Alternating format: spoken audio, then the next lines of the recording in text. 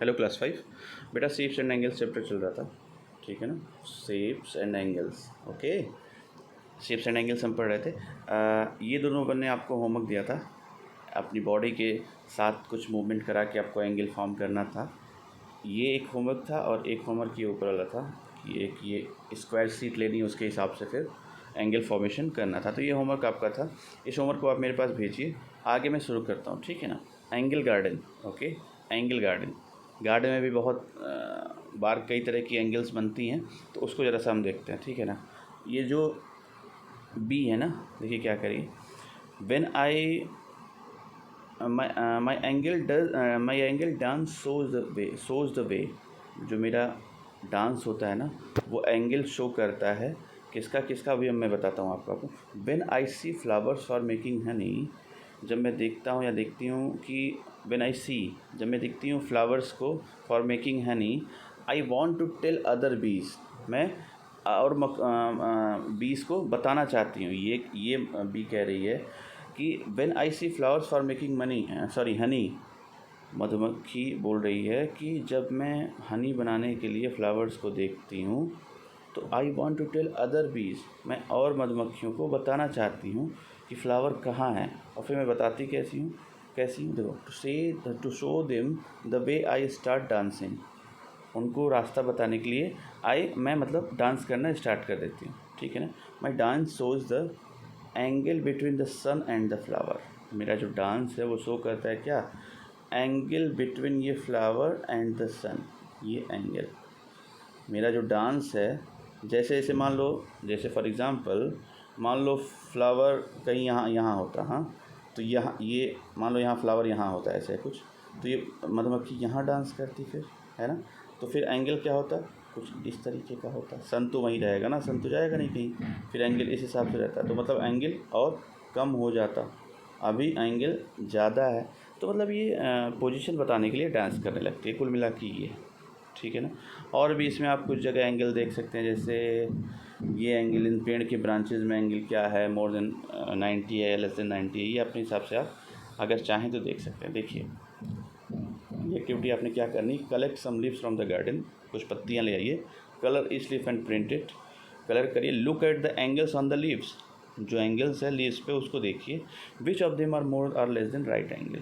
देखिए आपको यहीं से जब आप प्रिंट करें मतलब कलर करेंगे पत्तियों को, तो इसमें जो एक ऐसे पतला सा उसमें से अलग अलग धारियाँ निकली हैं, तो फिर वहाँ एंगल आपको पता चलेगा अलग अलग धारियों के बीच में कि कौन राइट एंगल है, कौन राइट एंगल से कम है, कौन राइट एंगल तो बहुत कम मिलेगा, राइट एंगल से या तो ज़्यादा कुछ मिल सकता है या तो कम मिल सकता है, ठीक है।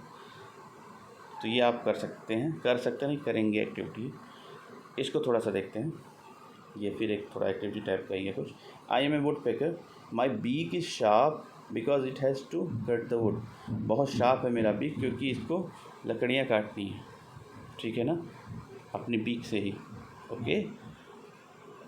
अब क्या है आगे, ये देखो ये गर्ल्स क्या करेंगी, hey look at that bird its beak has an angle less than right angle, ये इसको बोल रही है। इसका ये जो बीक है, इसको आप जब ध्यान से देखेंगे तो कुछ इस तरीके का एंगल बन रहा है ना, ऐसे ये ऐसे है, तो ये लेस देन 90 डिग्री है, यानी कि ये जो बीक इसका है ये लेस देन 90 है या ये भी कह सकते हैं कि ये लेस देन 90 है, या क्या कह सकते हैं कि this is an acute angle. Which angle, acute angle. मैंने आपको बता रखा है जब 90 से लेस हो एंगल तो उसको क्या बोलते हैं, acute angle, ACUTE, acute, ANGLE angle, okay. Okay next. अच्छा अब आपको ये थोड़ा सा देखना पड़ेगा, सर्च करना पर look for the words which have beaks with small angle, जिन बहुत छोटी, जैसे कुछ होती है बस इतना सही अपना बीक ओपन करते हैं। देखिए कि इमेज बना हुआ है इधर, कुछ बर्ड्स ऐसे हैं जो बहुत कम अपना बीक खोलती हैं, मतलब ओपन करती हैं। तो ऐसे आपको इन ऐसे बर्ड्स को पहचानना है, ठीक है, लिखना उनका नाम, okay. If you can see या if you can write, okay. In the picture marks angles between the two branches, which two branches have the biggest angle. अच्छा ये जो पेड़ है ना, इसमें आपको एंगल मार्क करना कि कौन सा, जैसे ये एंगल हो गया, ये एंगल हो गया, ये एंगल हो गया, है ना, ये एंगल हो गया। तो बोला ये जा रहा है कि विच टू ब्रांचेज, मतलब एंगल बोलना है कि बताना है कि इसमें कौन सा 90 से कम है और 90 से ज़्यादा है। तो आप देख के बता सकते हैं, मैंने यहाँ बता दिया, आप देख बता सकते हैं कौन ज़्यादा है कौन कम है, ठीक है ना। अब इसमें एक और क्वेश्चन है कि कौन सा एंगल सबसे ज़्यादा है। देखिए यहाँ पे which two branches have an biggest angle, सबसे बिगेस्ट एंगल कहाँ है, ठीक है। एक ही एंगल, एक एंगल, एक ही एंगल, ठीक है ना। तो आप सर्च करेंगे कि इसमें सबसे बड़ा वाला एंगल कौन सा है, ठीक है ना। या आप ऐसे भी कर सकते हैं ये कि ये वाला जो ब्रांच है इससे भी तो एंगल बन रहा होगा पीछे से आके इसका, तो ये भी सबसे बड़ा एंगल हो सकता है। तो आप इसमें जैसा सर्च करें कि कौन सा सबसे बड़ा एंगल है। मेरे हिसाब से जो है यहाँ से एंगल आकर आप ढूंढें, पीछे अगर ओपन है ये तो पीछे से आके ये वाला एंगल सबसे ज़्यादा है, या ये एंगल वाला, ये वाला एंगल भी सबसे ज़्यादा हो सकता है। यहाँ से अगर ये डाली जो है, ये ब्रांच जो है अगर इधर की मतलब थोड़ा ऊपर की साइड है तो यहाँ से इसका एंगल सबसे ज़्यादा हो सकता है। और अगर ये ब्रांच थोड़ा सा पीछे है तो वहाँ से लगा के यहाँ का एंगल सबसे ज़्यादा हो सकता है। तो एंगल सबसे ज़्यादा कौन सा है ये आपको बताना है, ठीक है ना। मेरे हिसाब से this angle is biggest angle. एक मिनट, या यहाँ देखिए यहाँ वाला एंगल सबसे ज़्यादा हो सकता है ये, क्योंकि ये भी तो एक ब्रांच है ना। तो आप इसको अवॉइड करके इसी को सबसे ज़्यादा मान के चलिए, क्योंकि ये सीधा सीधा दिख रहा है ना।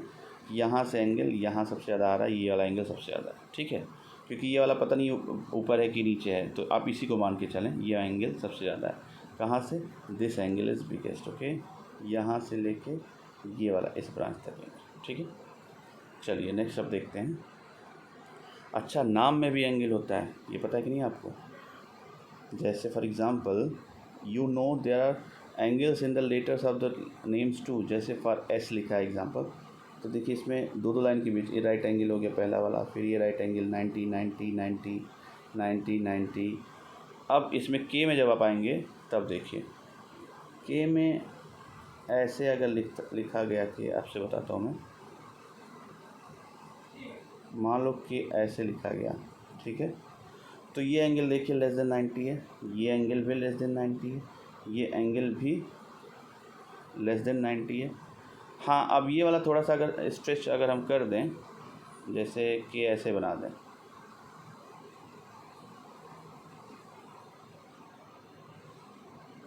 तो कुछ इस तरीके से बना दें के, तो ये 90 से कम होगा, ये 90 से कम होगा, लेकिन ये 90 के बराबर हो जाएगा। तो मतलब अपने ऊपर है। लेकिन अभी जब इस वाले डायग्राम में आप देखेंगे तो आप देखेंगे कि ये जो मैंने बताया था कि 90 हो जाएगा, ये भी 90 से कम ही है, ठीक है ना। फिर एच वाला भी देखेंगे 90, सॉरी एच वाला देखते हैं ऐसे, अगर एच देखते हैं ऐसे तो ये 90 है, ये 90 है, ये 90 है, ये 90, लेकिन ये पूरा 180 है, ये पूरा 180 है। तो ऐसे ऐसे एंगल देखना आपको। देखिए ये आप बता रहा अपना या बता रही हैं अपना कि in my name there are 11 right angles, there are also 10 angles less than right angle. Total 11 right angle हैं और 10 ऐसे हैं जो राइट एंगल से कम हैं। इसी तरीके से आपको लिखना क्या है, देखिए होमवर्क है आपके लिए, कोई 3 नाम लिखना है इसमें, 1 2 3, नंबर ऑफ़ राइट एंगल्स, कितने राइट एंगल इसमें बन रहे हैं, कितने लेस देन राइट एंगल और कितने सॉरी ये मोर देन राइट एंगल और कितने लेस देन राइट एंगल।